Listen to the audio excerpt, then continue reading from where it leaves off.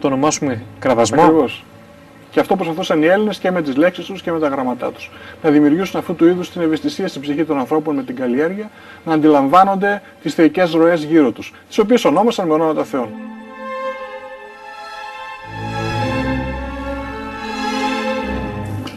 Μετά λοιπόν από αυτή την εξήγηση και την παρουσίαση και το φωτισμό των μυστικών του γράμματος Δέλτα, θα πάμε σε αυτό που λέγατε λίγο πριν για την γραμμική Α και Β στο δίσκο της Φεστού.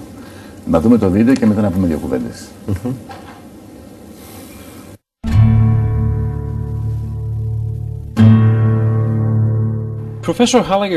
Καθηγητά κύριε Χάλαγκερ, είστε ο βασικός επιστήμονας που μελετά τις γραφές, αρχαίες γραφές, όπως η γραμμική Α, η γραμμική Β, καθώς και τα ακριτικά ιερογλυφικά. Τι περιλαμβάνει το δείγμα των ιερογλυφικών? Πρόκειται για ένα εξαιρετικό και πολύπλοκο δείγμα. Τα πιο σημαντικά από τα έγγραφα είναι οι πλάκες πυλού πάνω στις οποίες υπάρχουν χαράγματα και στις 4 πλευρές τους. Ορισμένες φορές φτάνουν και στο άκρο της πύληνης πλάκας. Από αυτό το σημείο προφανώς μετέφεραν πληροφορίες από άλλα έγγραφα σε αυτό.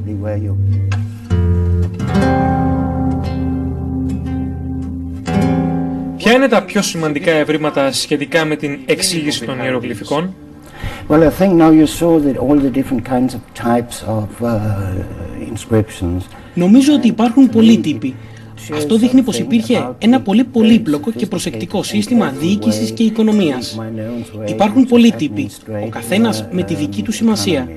Εμείς μπορούμε μόνο να μαντέψουμε, αλλά αυτό μας δείχνει πως ήταν πολύ προσεκτικοί με τα πάντα. Κατέγραφαν τα πάντα, είχαν διαβαθμίσει σημαντικότητας οικονομικών ζητημάτων. Και για μένα αυτό είναι το σημαντικότερο στοιχείο για τα ιερογλυφικά, γιατί δεν μπορούμε να τα διαβάσουμε. Μπορείς να καταλήξεις σε αυτές τις ιδέες.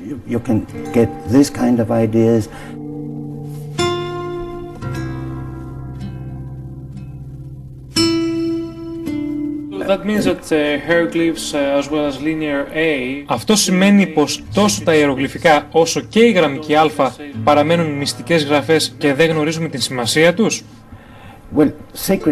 Μυστικές, κωδικοποιημένες. Δεν έχουν αποκρυπτογραφηθεί ακόμα.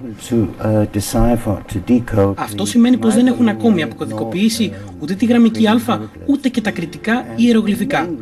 Ο βασικός λόγος γι' αυτό είναι ότι υπάρχουν πολύ λίγες επιγραφές για την στατιστική ανάλυση. Για τη γραμμική Α έχουμε μόνο 350-400 πλάκες, ενώ μερικές από αυτές είναι μόνο κομμάτια, χωρίς ολοκληρωμένες λέξεις και καμία σχεδόν στατιστική αξία, για να εξετάσουμε διαφορετικές καταλήξεις και αρχές, ώστε να καταλάβουμε για τι είδους γλώσσα πρόκειται.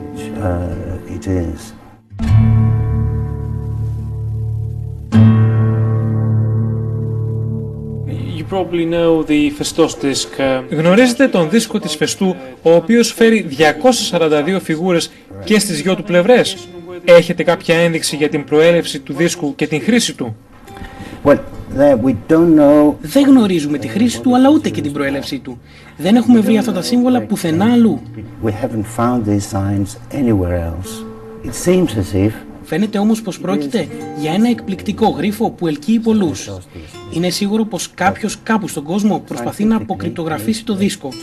Επιστημονικά όμως υπάρχουν πολύ λίγοι επιστήμονες που δεν νομίζω ότι θα είμαστε σε θέση ποτέ να τον αποκωδικοποιήσουμε, εκτός και αν βρούμε κι άλλα παρόμοια δείγματα. Το 1908 ανακαλύφθηκε ο δίσκος της Φεστού.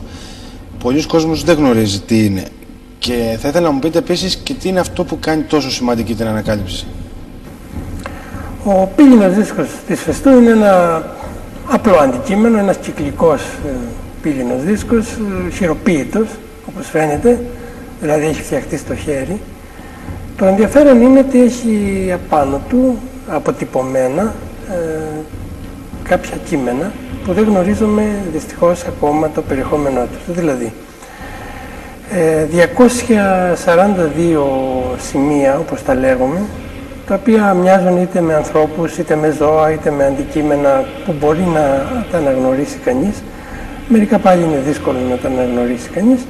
Έχουν οργανωθεί στις δύο επιφάνειες του δίσκου με τη μορφή κοχλία ή σπήρας που ξεκινάει από έξω και τελειώνει στο κέντρο. Κάθε σειρά αυτής της σπήρας, του κοχλία, μοιράζεται σε κουτάκια. Στο κάθε κουτάκι έχει από 2 έως 7 σημεία ή σύμβολα. Αυτά τα σημεία είναι αποτυπωμένα από κάποια σφραγίδια, τα οποία κατά μία άποψη θα μπορούσαν να ήταν ξύλινα ή κατά μία άλλη άποψη πιο πρόσφατη θα μπορούσαν να ήταν ίσως και χρυσά, δεν βρέθηκαν ποτέ. Αλλά το ενδιαφέρον είναι ότι ως σφραγίδια μοιάζουν με τα τυπογραφικά στοιχεία, δηλαδή δεν είναι θετικό, δεν είναι, γι' αυτό και στο αποτύπωμα έχει βγει το αρνητικό τους. Αντίθετα, ας πούμε, με τις σφραγίδες, οι οποίες είναι αρνητικές και αφήνουν το θετικό αποτύπωμα. Αυτή είναι η πρώτη διαφορά. Άρα αυτές δεν είναι σφραγίδες, είναι σφραγίδια, ένα είδος τυπογραφικών στοιχείων της περίοδου εκείνης, που μοναδικό στο είδος του, μοναδικά τα σημεία, μοναδική η οργάνωσή τους με τον τρόπο αυτόν. Είναι 45 διαφορετικά σημεία, τα οποία αποτελούν 61 ομάδες και στις 2 όψεις.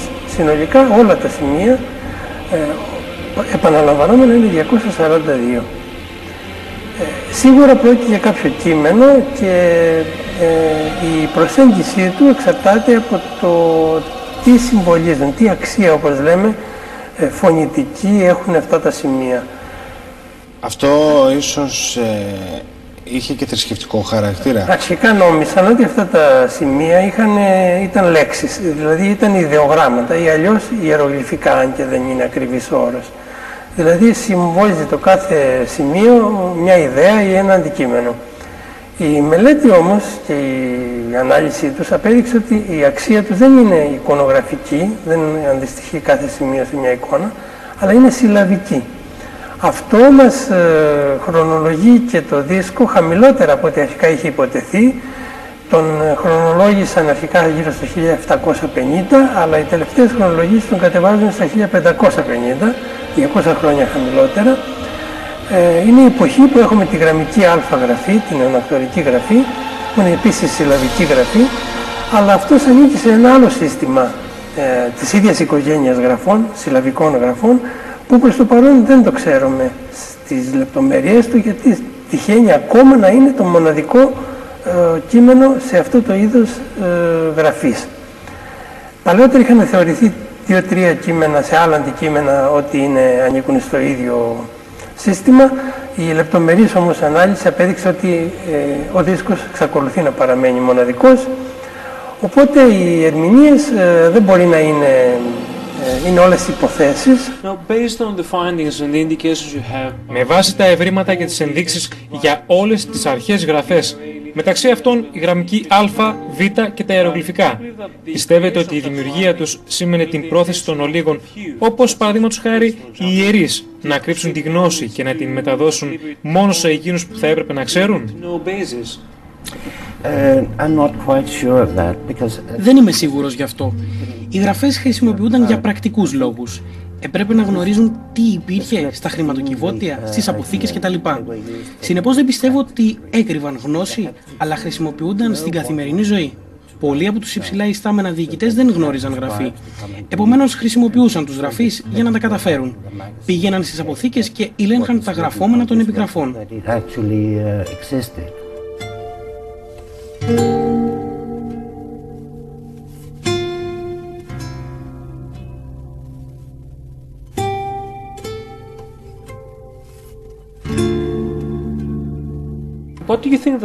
Τι πιστεύετε ότι θα προσφέρει η αποκωδικοποίηση της γραμμικής Α και Β στους αρχαιολόγους και το κοινό? Ανοίγει ένα μεγάλο νέο κόσμο για τους αρχαιολόγους.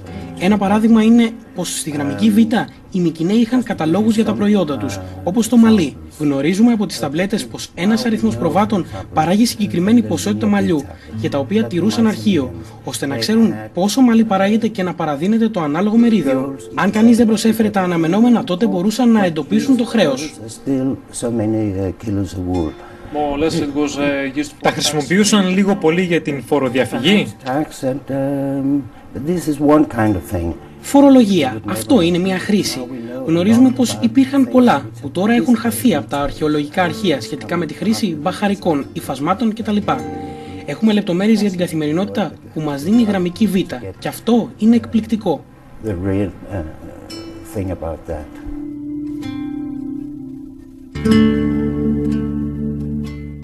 Μετά από τη συνέντευξη που παρακολουθήσαμε, σίγουρα έχουμε αρκετά πράγματα να συζητήσουμε για τις οικιακές γραφές με τον κύριο Τσικριτζή.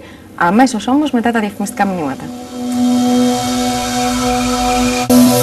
Πίσω λοιπόν στο στούντιο για την αρχαία ελληνική γλώσσα, παρακολουθήσαμε προηγουμένως μια πολύ ενδιαφέρουσα συνέντευξη από τον κύριο Έρι Χάλαγκερ σχετικά με τα κρητικά ιερογλυφικά και βεβαίως τον δίκτυο της Φεστού. Πάμε λοιπόν σε εσάς, κύριε Τσικριτζή. Θέλω επιγραμματικά να μου πείτε λίγο τι ακριβώς συνέβη με τον δίσκο της Φεστού και αν θα μπορέσουμε ποτέ να τον αποκωδικοποιήσουμε, να βρούμε το νόημά του. Ξεκινήσω από τα κριτικά ιερογλυφικά καλύτερα. Εν συντομία. Λίγα λόγια. Στο τελευταίο κριτολογικό συνέδριο, όπως συμμετείχα και με τον κύριο Χάλαγκερ, βγήκε ένα συμπέρασμα, πιστεύω, ότι πιθανό να υπάρχει άμεση σχέση της γραμμικής Β με τα κριτικά ιερογλυφικά. Δηλαδή έχουμε μια επιγραφή όπου έχουμε αριθμούς και στο τέλος έχουμε το τόσα δε και είναι το άθροισμα των αριθμών. 50 συγκεκριμένα, λέει 10, 20 και 20 και 50. Αρχίζουμε να κατανοούμε και τα κριτικά ιερογλυφικά. Είναι μια αδιάβαστη γραφή. Έτσι, είναι αδιάβαστη γραφή. Να διευκρινίσουμε για τον κόσμο ότι όταν αναφέρεται η γραμμική Β έχει ήδη αποκρυπτογραφηθεί και άρα θα μπορούσε να αποτελέσει μια βάση για την παλαιότερα γραφή που είναι τα ιερογλυφικά. Ο δίσκος της Φεστού είναι ένα μικρό έβριμα που με βάση τη σχέση σημαίνου του σημενωμένου και με την πρόταση που κάνω εδώ πέρα σε αυτό το βιβλίο που έχω γράψει, μπορεί κάποιος να προχωρήσει σε κάποια αποκρυπτογράφηση. Μπορούν βέβαια να υπάρχουν πολλές αποκρυπτογραφήσεις. Η καλύτερη που έχει άμεση σχέση σε σημαίνου του σημενωμένου θα είναι αυτή που αξίζει να δημοσιευτεί και θα είναι ίσως και μια πιθανή ερμηνεία. Πότε θα γίνει αυτό? Πιστεύω ότι δουλεύει πολλοί κόσμος αυτή τη στιγμή, διότι έχουμε δώσει και CD, είναι οργανωμένα. Πάντως είναι ένα κείμενο, ας το πούμε έτσι. Πρέπει κάτι να γίνει τώρα. Χιλιάδες χρόνια δεν έχει μπορέσει κανείς εάν δεν βρεθούν και άλλες γραφές, και άλλοι δηλαδή. Έχουμε και άλλα κείμενα, έχουμε τον Πελίκιο Ακάδη. Λοιπόν, να πάμε αμέσως τώρα. Για τη γραμμική Α. Στη συνέχεια τη γραμμική Α. Γιατί είναι συνέχεια με το. Δύο κουβέντες πέστε μου, γιατί πρέπει να. Η γραμμική Α είναι ένα θέμα το οποίο απασχολεί πάρα πολύ την επιστημονική κοινότητα. Έχω προχωρήσει σε μια πρόταση αποκρυπτογράφησης. Έχει εκδοθεί από τη Βικελαία Δημοτική Βιβλιοθήκη. Αναγνωρίζω ένα πρώιμο ιδίωμα ελληνικό στο 65%. Το άλλο 35% δεν είναι ελληνικά. Και μου φαίνεται παράξενο ότι γιατί θα έπρεπε να είναι και ελληνικά αυτά, δηλαδή τα πρώιμα. Πιθανόν να είναι χετικά ή να είναι κάποιο λαό στην Ανατολική Κρήτη που συνυπάρχουν με τους Κρήτες. Και μπορεί να είναι πολύ λογική αυτή η πρόταση. Πάμε σε κάτι διαφορετικό τώρα από τον δίσκο της Φεστού και από την γραμμική Α. Να περάσουμε σε ένα βίντεο. Όπου έχει και λίγο το ανεξήγητο πλέον. Το συνωμοσιολογικό. Το συνωμοσιολογικό. Προσπαθούν να εξηγήσουν οι συνομιλητές μας πώς αποκτήθηκε αυτή η ασύλληπτη νοημοσύνη κάποιων ανθρώπων που δημιούργησαν εκείνα τα χρόνια αυτή τη γλώσσα παρατηρώντας τη φύση ή το διάστημα. Έχει πολύ ενδιαφέρον να τους ακούσουμε.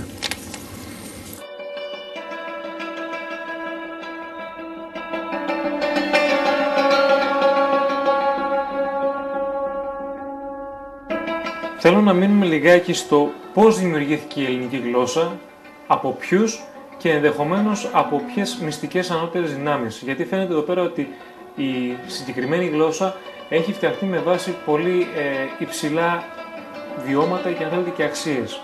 Φαίνεται ότι η ελληνική γλώσσα κρύβει μια ανώτερη νοημοσύνη, δηλαδή δεν είναι ένα τυχαίο κατασκεύασμα, μια τυχαία εργασία κάποιων λογίων. Ιδίως στο αφαιρετικό της επίπεδο ή στο συμβολικό της επίπεδο είναι μια γλώσσα η οποία είναι ασύλληπτης κληρονομιάς και ασύλληπτης νοημοσύνης. Δεν φαίνεται να φτάνει η ηλικία του ανθρώπου για να δημιουργήσει μια τέτοια γλώσσα. Τώρα, δύο περιπτώσεις μπορεί να υπάρχουν. Ή λοιπόν έχουμε μια ανάπτυξη νοηματικής ή συμβολικής σχέσης ανάλογα με τη φύση σε πολιτισμούς όπως στις ανασκαφές του σπηλαίου πετραλώνων, όπου έχουμε μηχανική σκέψη ή δεξιοχειρία, άρα και ένα αρθρολόγο, όπου και έτσι να το δούμε ότι ξεκίνησε από εκεί, από το 740.000 π.Χ. ας πούμε, μέχρι σήμερα η γραπτή ιστορία, η γραμμική μας ιστορία είναι 5.000 χρόνων. Λείπει ένα μεγάλο διάστημα. Ο Πλάτωνας μιλάει ότι και οι ίδιοι οι αρχαίοι δεν γνωρίζαν καλά την αρχαία προσοδεία, την αρχαία δόνηση της ελληνικής γλώσσας. Ήταν πολύ πιο σπουδαία ελληνική γλώσσα. Ή λοιπόν υπήρχαν κάποιοι πολιτισμοί οι οποίοι χάθηκαν με την πάροδο του χρόνου και έμεινε αυτή μέσω της παράδοσης η γλώσσα μας και της διαχείρισης επικοινωνίας, ή έχουμε μια ανώτερη επέμβαση άλλων καταστάσεων, άλλων δυνάμεων, πέστε το όπως θέλετε. Την προσοδεία αυτή για την ελληνική γλώσσα Πιστεύετε ότι την γνώριζαν τα ιερατεία ή κάποιες μυστικές